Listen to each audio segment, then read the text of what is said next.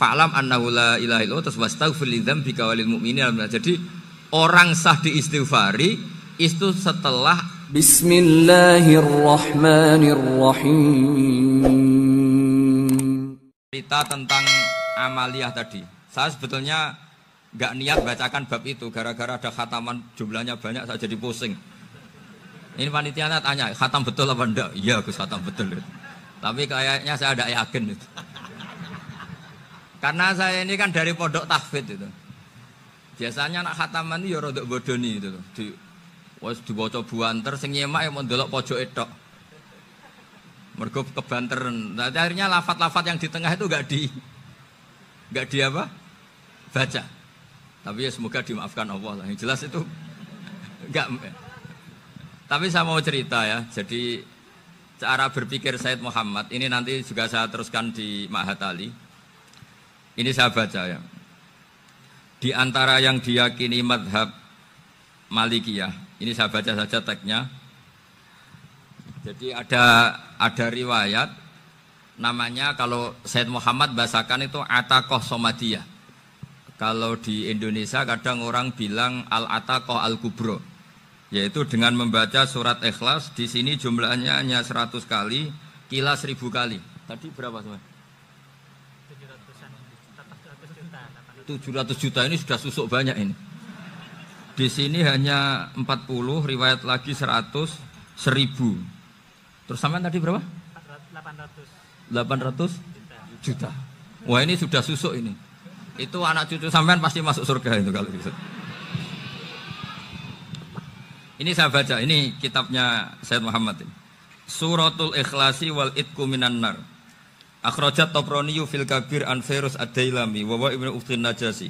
Waqad khadaman Nabiyya sallallahu alaihi wasallam. Orang ini jadi khadimnya Nabi. Qala Rasulullah sallallahu alaihi wasallam, "Man qara'a qul huwallahu ahad mi'ata marratin fi shalat ghairiha katabahu lahu bara'atan minan nar." Ini hanya berapa ini? Mi'ata marrah. Berarti kalau satu orang itu cukup 100. Tadi sudah untuk 7 turunan tadi untuk orang berapa? Ya, untuk 7 turunan cukup ya? Cukup. Untuk 7 turunan gitu. Ya, sudah susuk ini, sudah susuk ini. Aduh, ribet ini. Nah, ini tak cari pembenarannya, ini supaya keren. Ini di halaman 188 Abwabul Farad. Warwa Ibrahim bin Muhammad Al-Khiyari fi fawaitihi an Hudzaifah marfu'an. Man qara'a qul huwallahu ahad alfa marratin faqad ishtara nafsahu minallah. Berarti 100, ada riwayat lagi 1000. Nanti tak carikan lagi yang berapa? 1 miliar mungkin. Jangan banyak-banyak. Nah, ini saya baca ya. Wa hadzal adatu huwa al-ma'rufu bi ataqatis somadiyah. Wa qad nassa jama'atun mutaakhiril malikiyah ala istihbabi ataqatis somadiyah. Wa haddu ala qiraatiha wa istimaliha. Minhum Asy-Syaikh Abdus Salam Al-Asmar sak teruse ini. Jadi kullu haula'i istahabbu ataqatas somadiyah ma'atirafi ba'dihim kal misnawi bisyidati fi hadisiha i'timadan ala anna hadha minal fadha'il allati yutasahalu fiha faman sa'a yasta'milaha roja'a khusula ma fiha fala ba'sa bidzalik ala syarti alla ya'taqida thubuta dzalika anin nabi sallallahu alaihi wasallam hatta la yaqa'a fil kitsbi alaihi. Jadi intinya itu silahkan Anda bikin jumlah sesuai versi Anda. Yang penting Anda jangan kampanye kalau itu perintah Kanjeng Nabi Muhammad sallallahu alaihi wasallam. Karena kalau kamu atasnamakan Nabi kemudian jumlahnya sampai 800 berapa? 800 juta, berarti Nabi mengajarkan masyaqqah pada umatnya. Jadi cukup yang riwayat itu di sini hanya 100 sama 1000. Jadi kalau jumlah tadi untuk 7 apa? Turunan.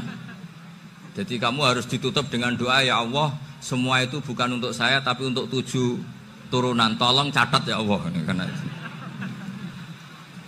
jadi artinya gini loh ya, orang Indonesia yang sering mempraktekkan ataqah somadiyah itu bukan tanpa dalil. Ternyata dalam madzhab Maliki, saya masih ingat ketika mbah saya kandung, bapaknya bapak, asmane Mbah Nur Syam, itu wasiatnya minta dibacakan 4.000. Yang baca pas itu ya bapak sama anak-anaknya. Dan kemudian alhamdulillah zaman akhir itu mulai agak ngawur. Kalau ada acara itu wong liya kon maca anake mlebu metu gak melok maca. Itu keliru, saya jamin itu keliru. Saya sering kalau mimpin di rumah, kalau yasinan di tonggo-tonggo kok anaknya gak moco, saya keluar. Bapakmu wong liya kok moco, kata saya gitu. Jadi itu menurut saya itu yang jelas. Saya sampai ngisi begini. Yang ada riwayatnya itu idza mata ibnu adam min qata amaluhu illa min salasin shadaqatin jariyah au ilmin yuntafa'u bi aw waladin sholihin yatullah. Itu ndak ada di hadis au kiyayin sholihin yatullah kata. Yang ada itu awaladin apa? Sholihin. Jadi anaknya harus ikut, kalau ndak ada usaha. Akhirnya anaknya do tinggi Gus nggih. Akhirnya tak kei jagung paling akeh, kula mendet sithik. Wong aku ora anake. Kadang-kadang enggak, orang lain baca buahnya anaknya mau mlebu metu mau enggak no tamu mbek rokokan. Itu harus ditobatkan itu. Keliru itu. Karena nasnya bukan auqiyayin sholihin tapi awaladin sholihin. Ini bukan provokator, ini memang iya harus seperti itu. Nah, terus tentang tadi la ilaha illallah yang didawuhkan Gus Azaim. La ilaha illallah itu penting sekali, cuma saya mohon itu dielmoni lah. Jadi dulu kalimat ini menjadi spesial karena dielmoni, karena dimulai dari fa'lam annahu la ilaha illallah. Terusannya ayat tuh wastaghfir li dzambika walil mu'minina wal mu'minat. Saya ulang lagi ya. Terusannya ayat tuh wastaghfir li dzambika walil mu'minina wal mu'minat. Makanya menurut mazhab Sadili, kamu disuruh baca la ilaha illallah dulu, jangan istighfar dulu. Saya ulang lagi ya. Dalam mazhab Sadiliyah itu la ilaha illallah dulu, nggak boleh istighfar dulu. Alasannya masuk akal. Orang yang kafir 70 tahun itu sekali baca la ilaha illallah itu langsung yughfar lahu ma qad salaf. Sehingga la ilaha illallah sendiri sudah punya kekuatan supaya dosa kita diampuni. Qul lil ladzina kafaru iyantahu yughfar lahum ma qad salaf. Cara menghentikan kekafiran gimana? Dia melafadzkan la ilaha illallah.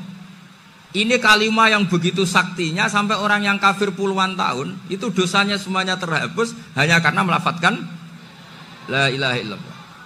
Nah, makanya kata Abdul Hasan As-Sadili wastaghfir li dzambika ay bihadil kalimah. Seseorang sah diistighfari itu kalau melafadzkan la ilaha illallah. Misalnya ada orang kafir mati kafir, sah enggak anak cucunya mengistighfari dia? Tidak sah karena belum melafadzkan la ilaha illallah. Makanya kata Abdul Hasan As-Sadili wastaghfir li dzambika ay bihadil kalimah.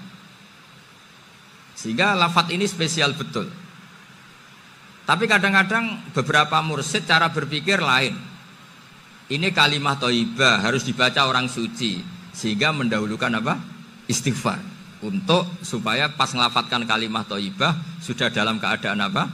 Suci. Itu juga masuk akal. Tapi secara meyakinkan saya sendiri lebih mengikuti manhajnya Abil Hasan As-Sadili karena alasannya tadi yang kafir puluhan tahun saja langsung luntur dosanya karena melafadzkan la ilaha illallah. Artinya la ilaha illallah sendiri sudah bagian dari istighfar. Nah, ya tadi buktinya fa'lam annahu la ilaha illallah terus wastaghfir li dzambika walil mu'minina. Jadi orang sah diistighfari itu setelah dipastikan sah tauhidnya. Jadi setelah tauhidnya sah yaitu la ilaha illallah baru sah apa?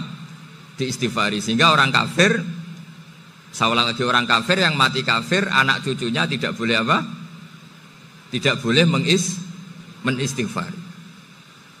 Terus saran saya kedua, la ilaha illallah itu filosofinya itu nafyun li uluhiyati ghairillah wa isbatun li uluhiyatillah wahdah. Filosofi la ilaha illallah itu gimana? Menafikan semua selain Allah itu tidak Tuhan dan hanya menuhankan Allah semata. Lah itu caranya gimana?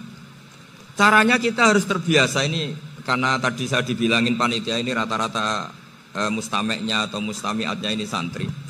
Caranya gimana? Dilatih pakai logika. Saya berkali-kali cerita kalau ngaji, saya sekaligus kampanye. Allah itu Tuhan yang begitu fair. Untuk menjadi Tuhan Allah mempersilahkan, ada kualifikasi Tuhan. Jadi boleh dikompetisikan itu boleh kata Allah.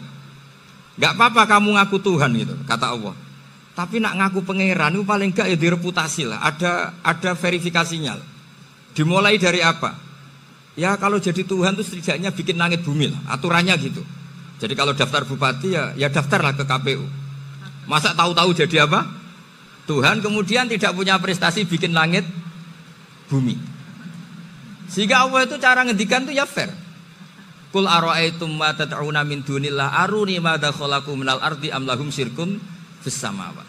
Coba yang kamu tuhankan selain saya, prestasinya apa? Ketika saya bikin bumi itu apa ikut bikin? Terus am lahum syirkun fis samawat. Kalau bikin langit, kalau nggak bisa ya urun lah gitu. Urun semen apa urun bego, pokoknya urun lah gitu. Urun ora, gawe bumi ora, ngerti-ngerti ngaku dadi pangeran. Kul hatu burhanakum. Jadi ya kan ya lucu kan, misalnya syarat kiai di Salafiyah kan keluarga Kiai As'ad, cucunya ngaji ngalim. Orang keluarga Kiai As'ad tuh aku kiai utama di Salafiyah. Oh mesti di penjara ya. Lah yo gak gawe langit bumi, gak ada prestasi terus ngaku sebagai apa?